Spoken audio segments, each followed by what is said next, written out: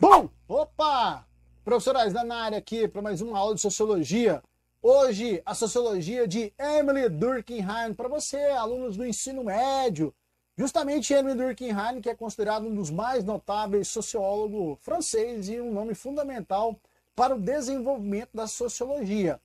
Ainda que Augusto Comte seja considerado o fundador da Sociologia, foi justamente Durkheim quem estabeleceu as dimensões da disciplina no que se refere aos seus métodos e também aos objetivos específicos.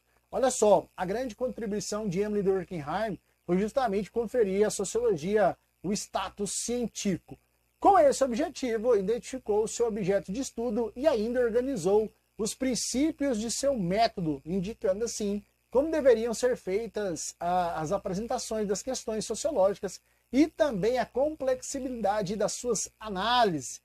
Numa das suas obras, As Regras do Método Sociológico, Durkheim definiu os fatos sociais como o objeto do estudo da sociologia. Tá?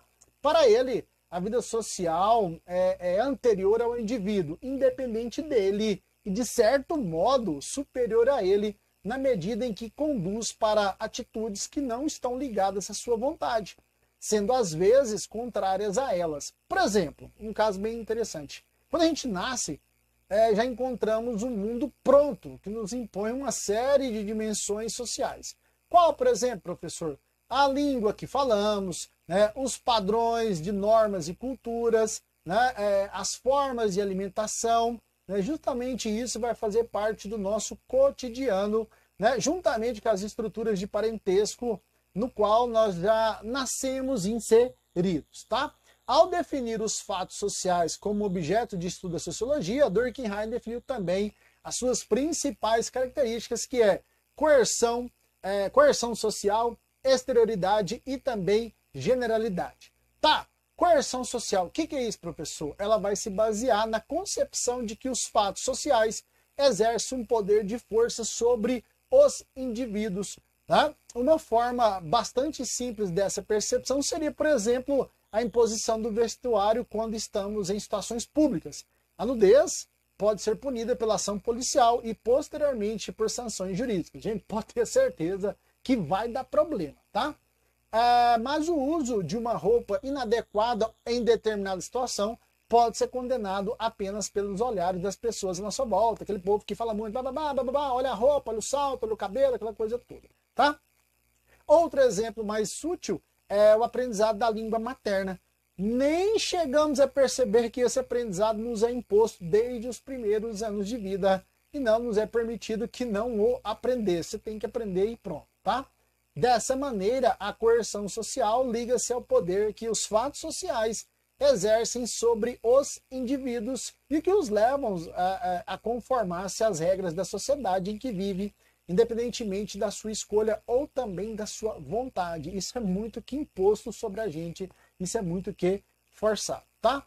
Tenha ou não consciência da coerção que atua sobre si, justamente o indivíduo é levado a comportar-se de determinada maneira. A coerção social é uma realidade para todos nós, sem exceção. Já a exterioridade é a segunda característica dos fatos sociais. Além de existirem os fatos sociais, elas vão atuar sobre os indivíduos involuntariamente, sem qualquer relação com sua vontade ou também a sua adesão. Isso, pessoal, só é possível de ser observado pelo fato de que as regras sociais, assim como os costumes e as leis, são anteriores ao nascimento das pessoas e, dessa forma, exteriores a elas. Por fim, a generalidade de Durkheim, que mostra que social é todo fato todo um fato geral, ou seja, que se aplica a todos os indivíduos ou também a sua maior parte. Na verdade, não vai existir os 100%, vamos ficar de 90% a 95%. É justamente nessa generalidade que se encontra a natureza coletiva dos fatos sociais. Assim, a gente consegue perceber, nós conseguimos perceber, quanto a dimensão coletiva é fundamental nas concepções de Durkheim. A educação, gente, é o exemplo mais claro utilizado pelo sociólogo para definir o que é um fato social. A educação, formal ou não, tem a importante tarefa de ajustar os indivíduos à sociedade em que vive.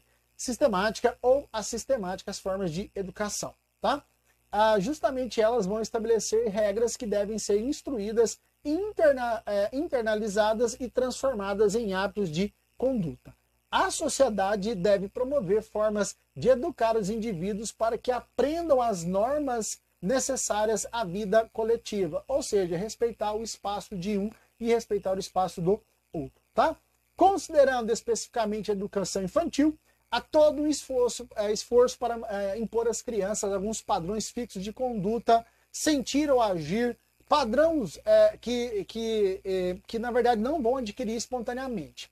A pressão que a criança sofre é a própria pressão do meio social, tendendo a moldá-la à sua imagem, pressão da qual os pais e os mestres são representantes e também os intermediários dessa pressão com as crianças, principalmente lá na educação infantil, quando se começa a educação básica, certo?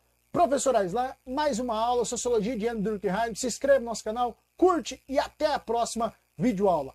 Falou, galera!